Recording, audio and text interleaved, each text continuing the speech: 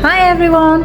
So we thought that the best way to find out more about Koh Samui was to do an island tour, and because there were just certain things that we wanted to see, we thought it'd be easier to hire a private car.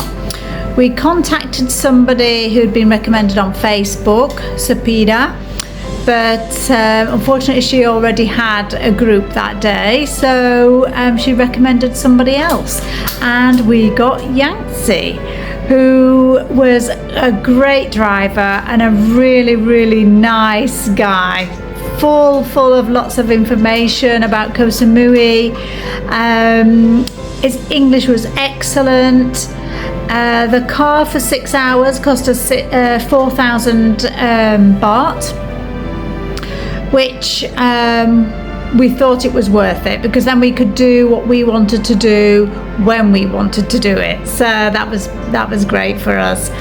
Our first stop on the tour was at the south end of Lamai Beach, are the Grandfather and Grandmother Rocks.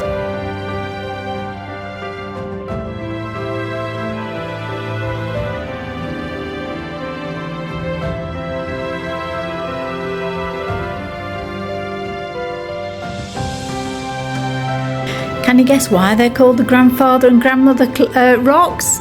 I think Grandfather had taken his Viagra that day.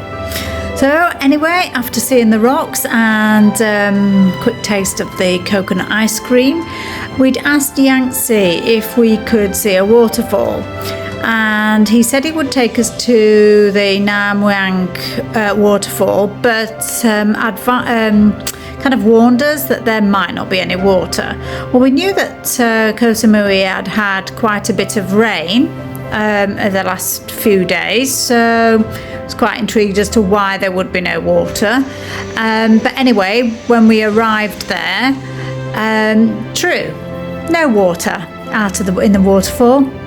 So very disappointing. Apparently it is being diverted so that farmers can use the water, basically. So it wasn't really worth going at all.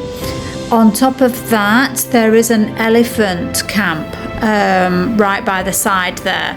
And these poor elephants, it's the only one still in Koh Samui that are offering elephant rides. Yantsy did tell us that they haven't been able to close this one down, but the elephants were chained. So really, it wasn't worth going to at all, and quite upsetting to see these poor elephants. Yeah, not advisable to go. The next stop was the overhanging rock.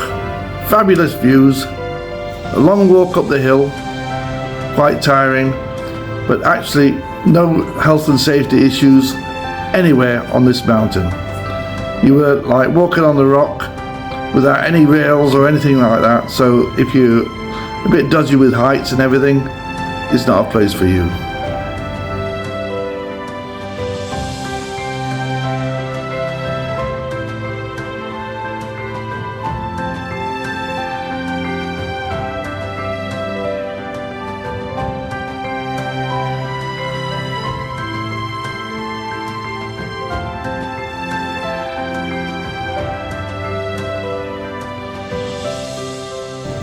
Well, our journey continued and we went to see the mummified monk.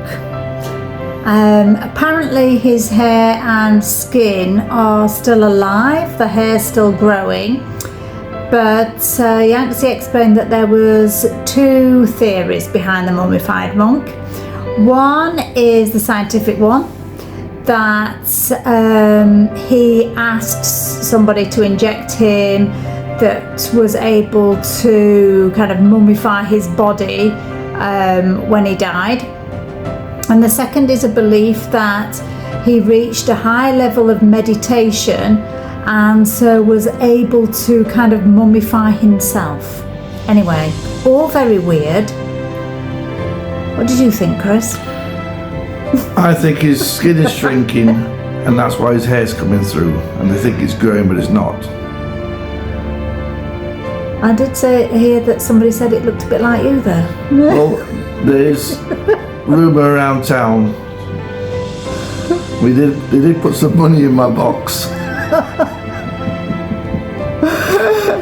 Anyway, it's free to go, but obviously it is a temple, so you need to dress appropriately.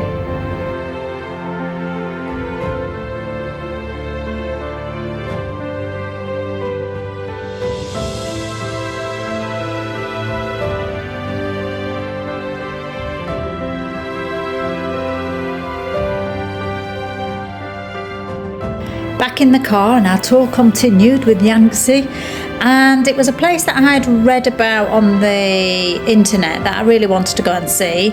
And this is the Tanim Magic Garden, Secret Garden. It is in the hills, it's in a mountainous area, so it's very surreal when you go in there. Very shady. It was designed by Tanim, who was a retired durian farmer, and he designed all these statues. There's musicians and dancers, and they're there to remind people of their heritage, of the traditional dances that they have in Thailand. But there's also a little stream there with the ones that eat your feet. Those fish are in there, and a nice little waterfall, more water than the actual waterfall that we went to see, which was strange, but anyway, it's really worth going to see though. It's quite magical. It's very peaceful, and some beautiful sculptures in there. Definitely worth a visit.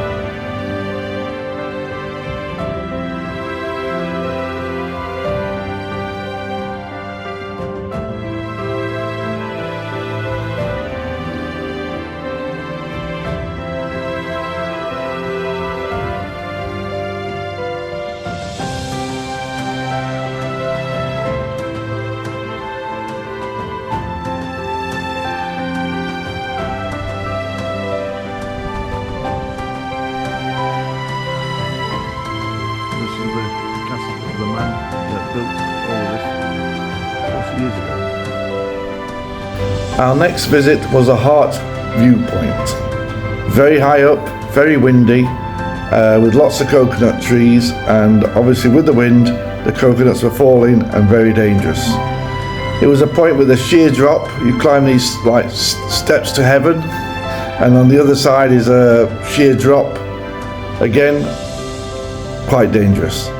The fantastic views though from all around Koh Samui. You could see for a long distance, and as you can see from the photographs, the views were tremendous.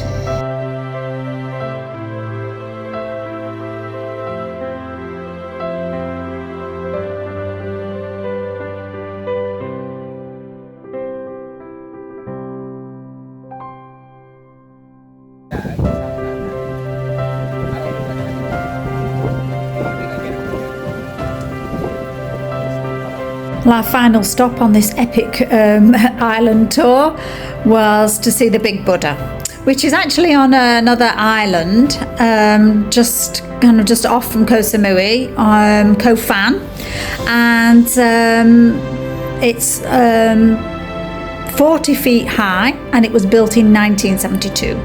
So it's all gold leaf, as most of the temples are here. Just a few steps to go up, so quite easy to visit. There is a monk there as well, who you can pay to have a blessing from. Just remember, dress appropriately.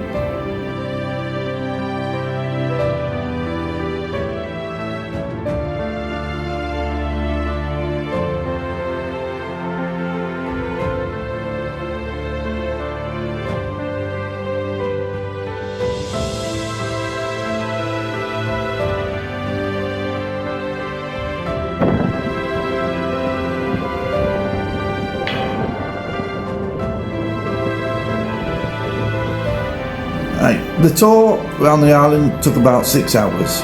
We learnt a lot from the guide, Yantsy. One of the things we never realised is that it used to be a rubber plantation, but because of the reduction in price in rubber, they decided to do durian farming, and that was because of the high demand from China. Although, also we found out that it takes 4 years from the planting of the seed to actually getting fruit from these plants. So it's going to take at least 4 years before the Chinese start to copy everything and having their own supply. Yeah, he did say, didn't he, that it was likely to be a short-lived agriculture adventure really for Koh Samui, so I'm not quite sure what they're going to do after that. But really enjoyed the tour. Yantsy was brilliant.